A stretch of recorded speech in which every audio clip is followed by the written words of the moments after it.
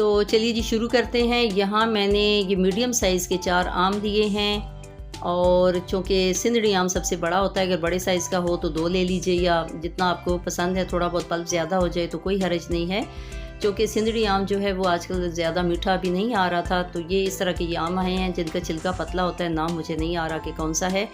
तो इस तरीके से ऊपर से मैंने छिलका उतार लिया और ये काफ़ी मीठे और सही पके हुए हैं। तो इनको मैंने इस तरह छिलका उतारा। जब ऊपर से आप छिलका उतारते हो तो इसका पल्प निकालना बहुत आसान हो जाता है। तो ये देखें इतने पके हुए हैं, मीठे भी हैं कि बड़े आराम से इनका पल्प निकल रहा है। किचन में काम करने से पहले अच्छी तरह आप हाथ वॉश कर लिया करें, क्योंकि हाथ जो काम करता है वो कोई और चीज़ नहीं करती। तो यहाँ मेरे हैंड्स बहुत अच्छी तरह वॉश हुए हुए हैं। तो ये देखें बड़े आराम से सारा मैंने पल्प निकाल लिया। ये अगर कप के लिहाज से देखा जाए तो 1.5 कप होगा, चाय वाला जो नॉर्मल कप होता है। उसके बाद जी मैंने जेली बनानी है। तो जेली के लिए आप कोई सा भी जो आपको जिस कंपनी का फ्लेवर पसंद है ले लीजिए। मैं यहाँ रफ़ान का लिया है और 1 कप भर के पानी मैंने डाला है। उसके बाद सारे साशे डाल दिया और यहाँ पे मैंने पॉट लिया हुआ है जी नॉन स्टिक। तो इसके लिए बड़े हल्के हाथ से आपको यूज़ करना होता है। मैंने चम्मच नॉर्मल ले लिया, आप चाहें तो बहुत सॉफ्ट सा कोई चम्मच कोई भी यूज़ कर सकते हैं। तो इसलिए मैंने हल्के हाथ से इसको मिक्स किया है। तो ये देखें कि मैंने पानी का इस्तेमाल थोड़ा से ज़्यादा किया, क्योंकि मुझे वाटरी रखना है, बहुत थिक नहीं करना। तो आपको अगर थिक करना है तो फिर पौना कप पानी लेके उसे बनाइएगा। उसके बाद ये व्हिपिंग क्रीम ले ली है। इसका देख लीजिए किस तरह की शक्ल होती है। हाफ से ज़्यादा यूज़ हुई हुई है और यह हाफ से थोड़ी सी कम है।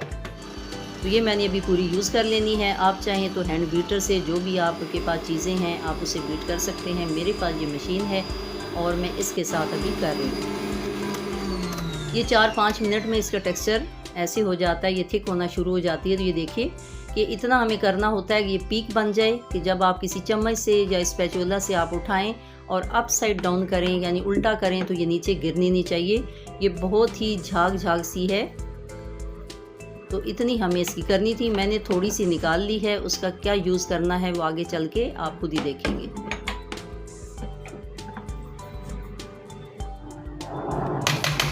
और यहाँ इस तरीके से झटक के अच्छी तरह से जो भी आपका हैंड बीटर भी हो कुछ भी हो तो आप निकाल लिया करें, चीज़ों को ज़ाया नहीं करते। अब यहाँ पे व्हिपिंग क्रीम मैंने अलग से पॉट में निकाल ली है, क्योंकि उसी में मैंने मज़ीद काम करना है।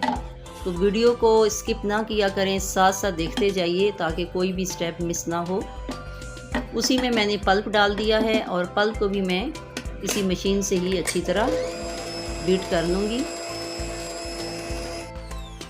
जितना अच्छा पका हुआ आम होगा उतना ही अच्छा उसका पल्प होगा, मीठा होगा और आइसक्रीम बनने में आसानी होगी।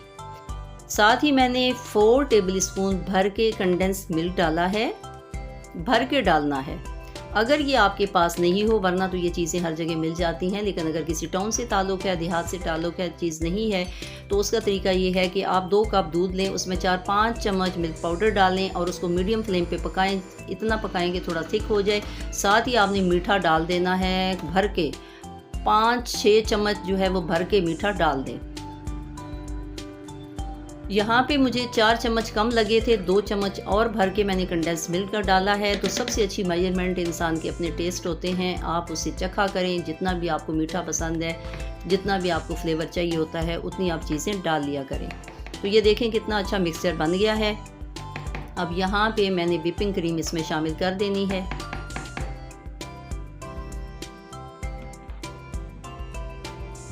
और आप चाहें तो इस स्टेज पे भी आप हैंड बीटर यूज़ कर सकते हैं या मशीन से भी मिक्स कर सकते हैं। लेकिन चूँकि अच्छी तरह ये मिक्स हुआ हुआ है तो मैं हाथ से ही इसे मिक्स कर रही हूँ।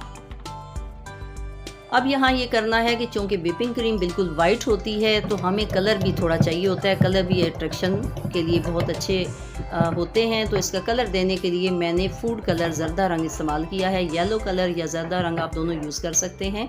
तो 1/4 टीस्पून मैंने इसमें शामिल किया। तो ये देखिए इसका कलर ऐसा हो गया। यहाँ पे जी एक सीक्रेट चीज़ जो थी वो ये है कि मैंने 1/2 टीस्पून भर के CMC पाउडर डाला है। CMC पाउडर ये हमारी आइसक्रीम को थिक करेगा, सॉफ्ट रखेगा और इसे क्रिस्टल नहीं बनने देगा, जो बर्फ़ बनती है वो नहीं बनने देगा। और इसके अलावा जब हम आइसक्रीम निकालेंगे तो उसको जल्दी मेल्ट नहीं होने देगा। तो इसलिए अगर ये चीज़ें हैं अवेलेबल तो उसे ज़रूर लिया करें और यूज़ किया करें। यहाँ पे टेस्ट को इन्हेंस करने के लिए, डिफरेंट करने के लिए मैंने ड्राई फ्रूट का इस्तेमाल किया है। तकरीबन 1.5 टेबल स्पून भर के बादाम और पिस्ते का मैंने मोटा मोटा पीस के रखा, वो शामिल किया है। तो अब यहाँ देखिए कि मैंने जो जेली डाली हुई है वो अभी भी वाटरी है, वो थिक नहीं हुई, मुझे ऐसी ही अभी चाहिए थी। उसके बाद मैंने इस कंटेनर में मैंने हाफ़ आइसक्रीम डाल दी है। इसको हल्के हाथ से ही हमने मुलायम ऐसे रखना है। उसके बाद ये जो व्हिपिंग क्रीम मैंने थोड़ी सी निकाली हुई थी वो ऊपर ऐसे डाल देनी है। ये इसको डबल शेडेड करेगी, खूबसूरत बनाएगी। चीज़ें वही होती हैं, लेकिन ये हर एक का अपना अपना तरीका है, आइडियाज़ होते हैं, उसे ज़रूर शामिल किया करें ताकि दूसरों से चीज़ आपकी डिफरेंट लगे, अच्छी लगे और ज़्यादा मज़ेदार भी हो। फिर थोड़ी सी आइसक्रीम की लेयर मैंने दी। मुख्तलिफ सांचे मैंने मोल्ड वो साथ रखे हुए थे ताकि जो भी मुझे मेरी आइसक्रीम बचेगी तो उसमें मैं डाल दूँगी। लेकिन ये इतनी ही बनी कि 2 कंटेनर इसी तरह के भर गए थे। और तीसरा जो वो कांच का बोल नज़र आ रहा है वो उसमें थोड़ा हाफ बना था। ऊपर भी मैंने इस तरह व्हिपिंग क्रीम लगा दी है। तो ये देखिए अभी से ही कितनी नरम लग रही है। उसके बाद मैंने बटर पेपर ऊपर रख दिया ताकि ऊपर से बिल्कुल ये सेट हो सके, हो जाए। और उसके बाद फिर कवर किया है ताकि बर्फ़ कहीं भी पानी इसके अंदर ना जाने पाए। तो ये थोड़ी सी और बची थी, मैंने इसमें रख दी। ये 2 कंटेनर बने थे और बाकी फिर जो है वो ऐसी खा ली थी आइसक्रीम। तो इस तरह से जी बन के तैयार हुई। तो ये देखिए कैसे लग रही है। चलिए जी, मैं अपने कमरे में आ गई थंबनेल बना के। आज मैंने आइसक्रीम बनाई थी और उसके थंबनेल बनाने में मुझे काफ़ी मुश्किल हुई क्योंकि बहुत ज़्यादा गर्मी है किचन में। तो मेरी सारी आइसक्रीम मेल्ट हो गई थी। तो उसका थंबनेल बनाते बनाते बेचारी काफ़ी सारी मेल्ट हो गई। तो बड़ी मुश्किल से मैंने ये फ़ाइनल किया। वीडियो मैंने शूट कर ली थी और अब मैं थोड़ी देर के कमरे में आई हूँ ताकि आराम से यहाँ बैठ के मैं आप लोगों के साथ बातें भी करूँगी और खाऊँगी भी।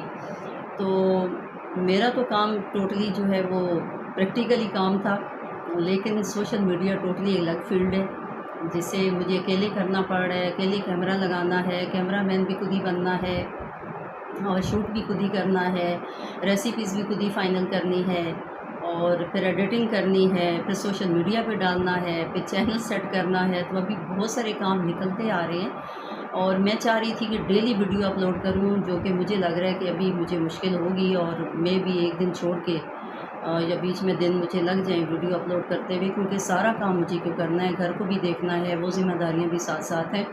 तो मुझे लग रहा है कि मैंने काफ़ी मुश्किल ज़िम्मेदारी उठा ली है, लेकिन इंशाल्लाह मैं कर लूँगी और आप सब लोगों की ताउन की बहुत ज़रूरत होगी। तो ये जी आइसक्रीम मैं लेके आई और ये देखें मेल्ट होती चली जा रही है, मेल्ट होती चली जा रही है, ये देखें। लेकिन ये इतनी अच्छी बनी है, इतनी अच्छी बनी है कि इसमें ज़रा भी क्रिस्टल नहीं है। जो मैंने ये थोड़ा सा अपनी फ़नकारी दिखाई है कि इसमें मैंने जो जेली का टच दिया था ना, बॉटम साइड भी मैंने थोड़ी डाल दी थी ताकि प्रेजेंटेशन अच्छी हो जाए। और दूसरी बात ये कि आजकल चूँकि ईद आ रही है तो ईद के लिए भी ये एक डेजर्ट बहुत अच्छा हो जाएगा, प्रेजेंटेशन अच्छी होगी। इसलिए थोड़ा सा डिफरेंट करने की कोशिश किया करें कि जो खाने में मज़ेदार तो हो ही हो लेकिन देखने में अच्छा भी हो। तो वहाँ जो जेली है उसमें थोड़ा सा फील होता है क्रिस्टल, अदरवाइज़ इसमें नहीं है। और क्यों नहीं है उसकी एक वजह तो ये है कि आपका जो आम है, आम की सिलेक्शन अच्छी होनी चाहिए, वो ज़्यादा पल्पी होना चाहिए और ज़्यादा स्वीट होना चाहिए। तो एक तो आम की सिलेक्शन अच्छी होनी चाहिए क्योंकि कई दफ़ा ये मामला आता है जी कि जैसे ही उसमें दूध डाला जाए या क्रीम तो वो फट जाता है और उसके बाद जो है वो सॉफ्ट नहीं होता। या सेकंड बात ये है कि सम टाइम आम ऐसा आता है कि उसमें रेशे आते हैं। तो जो रेशे होते हैं तो फिर उसका तरीका ये है कि अगर आप उसको पल्प बनाते हैं, चाहे वो हैंड बीटर से बनाएं या ब्लेंडर से बनाएं, किसी भी मशीन से बनाया जा सकता है, तो उसको फिर छान लिया करें। तो मैंने चूँकि काफ़ी पके हुए आम लिए थे जो ज़्यादा पक गए थे, तो मैंने कहा चलें मैं उसकी मैंगो आइसक्रीम बनाती हूँ, कि घर वाले भी कह रहे हैं कि मैंगो आइसक्रीम बनाएं, मैंगो और आइसक्रीम ना बनाई जाए, तो इसलिए मैंने उसकी मैंगो आइसक्रीम बनाई। और दूसरी बात ये कि क्रिस्टल जो बर्फ़ फील होती है ना आइसक्रीम में सम टाइम, वो नहीं होनी चाहिए। और वो क्यों नहीं बनती, उसकी एक वजह ये है कि एक तो अच्छी तरह आपकी जो व्हिपिंग क्रीम है वो अच्छी व्हिप हुई होनी चाहिए, पल्प अच्छा होना चाहिए, और कोई भी ऐसी चीज़ जो पानी वाली है वो उसमें शामिल नहीं होनी चाहिए। तो मैंने इसमें सीधा कंडेंस मिल्क डाला था। अगर कंडेंस मिल्क ना हो तो फिर उसका ये है कि दूध को जो भी आप हाफ़ केजी ले लें, 2 कप ले लें, और उसमें थोड़ा सा मिल्क पाउडर डाल के तो उसको अच्छा सा पकाएं, और वो थोड़ा उसमें शुगर डाल दी जाए तो वो थिक होना चाहिए। तो जब उसमें शामिल करेंगे तो क्रिस्टल नहीं होगा। और एक और मेन वजह कि जो प्रोफेशनली काम करते हैं उसमें तो फिर वो मुख्तलिफ़ चीज़ें डालते हैं। तो मैंने भी वो CMC पाउडर रखा हुआ है, मैंने CMC powder half tea spoon इसमें डाला था, जिसकी वजह से वो बिल्कुल थिक हो गया। और ये जो है वो इसके स्टेबल करने में बहुत कारआमद साबित होता है, इसको थिक भी करता है और इसको सॉफ्ट भी रखता है। और सेकंड बात ये कि बहुत जल्दी मेल्ट नहीं होने देता। अब ये देखें इतनी देर से मैंने रखा हुआ है तो फिर भी ये ऐसी है कि बिल्कुल पानी नहीं बन रही। तो ये देखें कितनी क्रीमी है।